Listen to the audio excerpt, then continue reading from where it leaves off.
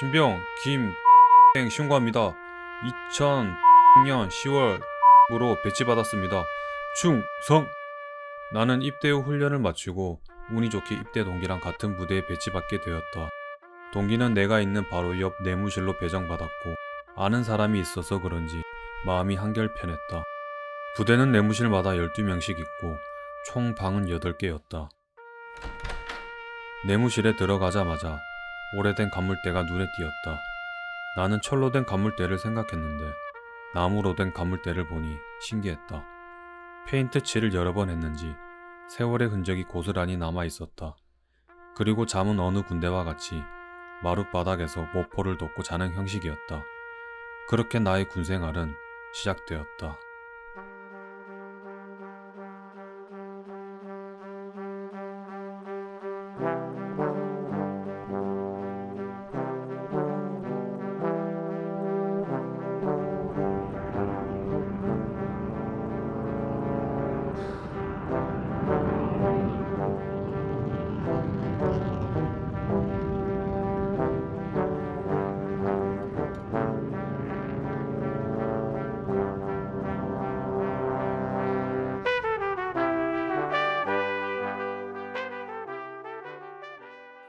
군생활은 평탄히 잘 흘러갔지만 며칠째 잠을 못 자고 있다. 꼭 잠이 들려고 하면 옆에서 누가 보는 느낌에 뜬 눈으로 밤을 지새웠다. 아마 이등병이라서 긴장한 탓에 잠을 잘 못 자고 있는 것 같았다. 다음날 아침 동기를 만났는데 자기도 잠을 잘 못 잔다며 걱정하지 말라고 말했다. 그 말을 듣자 나는 안심이 되었다. 동기랑 이런저런 이야기를 하는 도중에 갑자기 다음 달에 제대하는 최고 고참 병장님이 왔다.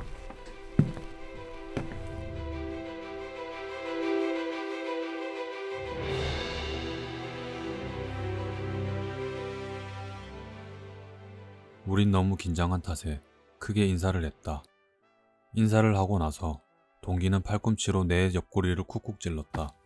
그 모습을 보고 병장님은 자기는 어차피 다음 달에 제대하니 편하게 말하라고 말했다. 평소에도 인상이 좋아 그 병장님이 제일 좋은 사람처럼 보였다.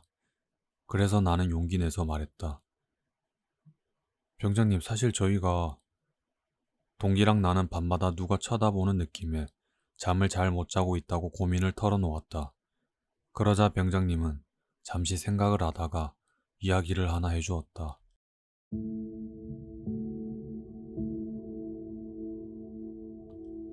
병장님이 처음 이 부대로 배치받았을 때는 내무실 옆은 보통 사람이 넘어갈 수 있는 정도의 낮은 벽으로 되어 있었다고 했다. 낮은 벽으로 인해 농촌 사람들이랑 친하게 지냈고 서로 몰래 넘어가기도 하고 했다고 말했다. 그때 수연이라는 여자가 있었는데 옆 내무실 선임들이랑 친하게 지내면서 잦은 왕래가 있었다고 했다. 하지만 어느 날 농촌에서 어떤 여자가 실종됐다는 소문이 퍼졌고 경찰과 군부대는 그 여자를 수색하기 시작했다. 수색이 진행되면서 그 여자가 수연이란 걸 알았고 수연이는 군부대 안에 오래된 나무 관물대 안에서 토막난 시체로 발견되었다. 3명의 선임들이 각자 부위별로 비닐 몇 겹으로 묶어 보관했지만 냄새는 막지 못했다고 했다. 그리고 부사관들이랑 서로 친했고 믿음이 있었기에 방에는 별로 신경을 안 써서 뒤늦게 수연이를 발견할 수밖에 없었다고 했다. 소문으로는 3명의 선임들이 수연이를 강간하고 발각될까봐 살인을 저질렀다고 했다. 하지만 군 기밀상 정확한 이유는 알 수가 없었다. 그 사건 이후 선임들은 영창을 갖고 부대는 새롭게 유지보수를 했다.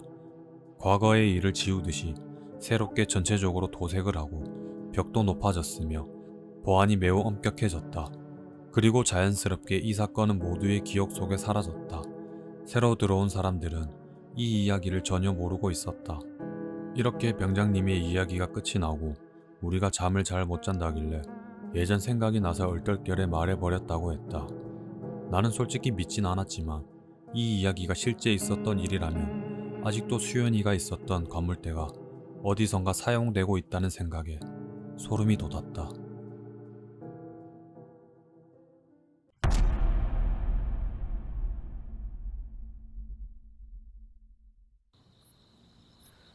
그리고 며칠 후 어느 밤 어디선가 간물대 문 여닫는 소리가 크게 들렸다.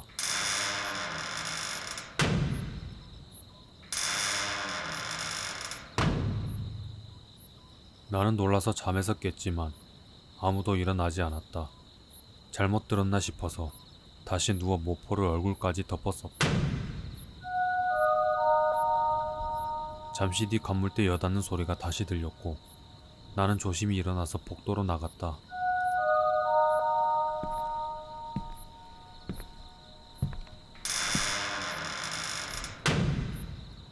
복도로 나가서 소리 나는 쪽으로 고개를 돌렸다.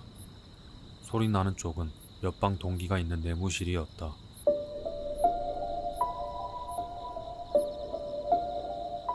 나는 조심히 동기가 있는 내무실 문을 열고 얼굴을 넣었다. 어두워서 아무것도 보이지 않았다. 불을 켜면 다들 깨어날까봐 고개를 숙이고 천천히 내무실로 들어갔다. 어두워서 보이진 않았지만 소리가 나는 쪽으로 엎드려서 엉금엉금 기어갔다. 소리가 나는 건물대는 제일 끝쪽에 위치해 있었고 나는 고개를 들어 건물대를 보는 순간 갑자기 건물대 문이 열리면서 하얀 눈동자와 눈이 마주쳤다. 그 순간 나는 놀라서 뒤로 엉덩방아를 찧었고 사람들을 다 깨워야겠다는 생각에 소리를 지르고 내무실 불을 켰다. 하지만 방 안에는 아무도 없었고 아까 본 제일 끝 건물대만 문이 열려 있었다. 나는 너무 겁이 나 모두에게 알리기 위해 우리 내무실로 뛰어갔다. 때마침 화장실에서 나오는 상병님을 마주쳤고 나는 방금 전에 겪었던 일을 이야기했다. 상병님 큰일 났습니다. 하지만 상병님은 나를 이상한 사람 취급을 했고 야, 너 가서 아무 일 없으면 죽는다. 같이 소리가 났던 내무실로 들어갔다. 상병님은 준비한 후레쉬로 이리저리 비쳤지만 모두 조용히 자고 있었다. 상병님은 화를 내고 야, 이 새끼야 장난치냐? 정신 못 차렸네. 너 내일 아침에 보자. 내무실로 돌아갔다. 나는 홀로 복도에 서서 이 상황이 이해가 가지 않아 생각에 잠겼다. 아마 요즘 잠도 못 자고 많이 피곤해서 그런 것 같았다. 나도 상병님 따라 내무실로 돌아가서 다시 침상에 누웠다. 오늘 오전 훈련이 너무 힘들었는지 그대로 잠이 들어버렸다.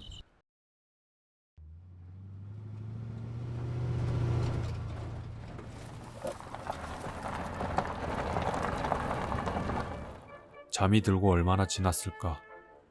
옆에서 누군가가 일어나라고 깨웠다. 나는 벌써 아침인가 싶어서 눈을 떴다. 벌써 아침인가? 눈을 떠보니 차안이었고 부사관이 나를 깨웠다. 부사관은 나에게 배치받을 부대에 다 왔다고 일어나라고 말했다. 나는 비몽사몽으로 일어나 허겁지겁 짐을 챙겨 차에서 내렸다. 꿈도 이런 개꿈이 있나 싶었다. 운이 좋게 입대 동기랑 같은 부대에 배치받게 되었다. 동기는 내가 있는 바로 옆 내무실로 배정받았고 아는 사람이 있어서 그런지 마음이 한결 편했다. 내무실에 들어가자마자 끝자락에 문이 열려있는 오래된 건물대가 눈에 띄었다. 꿈에서 봤던 똑같은 모습의 방, 똑같은 건물대. 그 건물대만 문이 열려 있었고 비어 있었다. 나는 순간적으로 직감했다. 저 자리가 내 자리라는 것을.